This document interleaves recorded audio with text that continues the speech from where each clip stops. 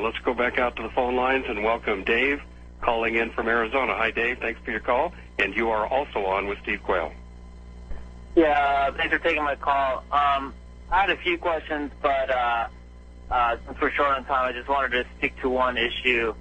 And it's regarding an experience that I had in Los Angeles not too long ago when I was at church.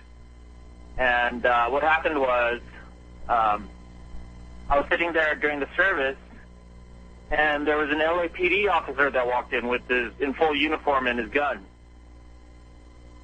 And I was sitting there, and I was wondering, what is he doing here? And it was obvious after a while that he wasn't there to worship, but they were a part of an LAPD, it was called a community outreach program. And he came up to the pew, and the pastor announced that he didn't prepare us for it. He just basically said, well, there's a police officer here, and he's part of a community outreach program.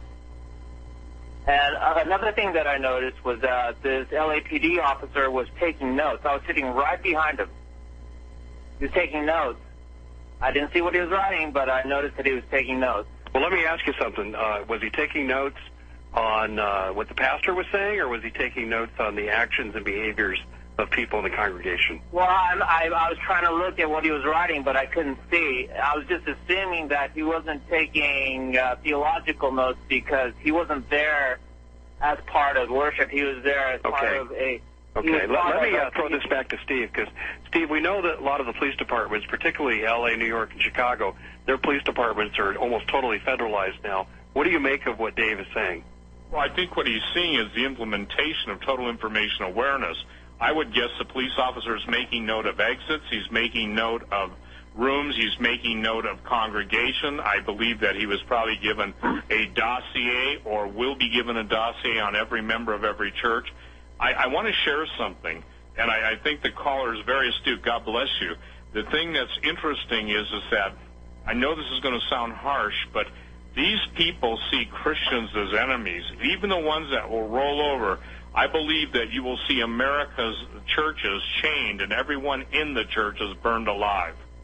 Now, I believe that you're going to see some of the most horrific false flags taking place against Christians and being blamed on the whatever the evil entity is. Another Manchurian candidate, like we've seen by the way, all of the shootings we've seen, whether they're in Colorado, Connecticut, whatever, they're all basically nothing but MK Ultra. And the point is the reason they don't add up, and policemen have called me, district attorneys have called me. They're not only afraid for their jobs, but their lives, and say, we can see through this BS, Steve. This is a total false flag. Yet the mainstream news media, let me share this. If any of you, now I'm on my roll, if any of you believe that the mainstream news media can be trusted for anything even equaling the truth, you're already dead. You're the walking dead. You cannot trust those people to tell you anything. They're owned by the same conglomerate of Luciferians. Let me give you a good example. Fiscal Cliff.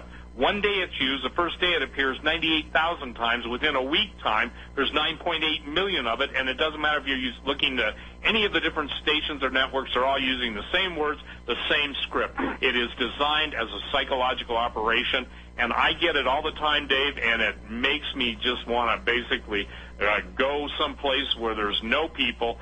They say, well, if it were true, it would be on CNN. That's like saying the devil is given up, or a vampire has given up his thirst for blood and just volunteered to take over the Red Cross blood draw because he feels he's benevolent. Bravo Sierra, BS, horse manures, horse feathers. It's nonsense. It's insanity. So the gentleman that was in church was seeing the integration process. Listen, there will come a time when all church members who are actively worshiping will be ordered to get in the buses and be taken someplace. Yeah, I totally agree with that, Steve. In fact, Dave, one of the things I think I would encourage everyone to do, when we see interlopers like this coming into our houses of worship, go up and sit with them. Ask them, do you mind if I worship with you? Here, let me share the Bible with you. In other words, flaunt it in their face without being confrontational. Don't put up with these people coming onto our turf and degrading our ways without being confronted. Agreed. I totally agree. Just go up to them, ask for their cards, ask for their information. What's their ID number? What are they taking notes on? You have every right to ask for their information because they are entering into your house. And most of all, ask them where the heck their warrants are.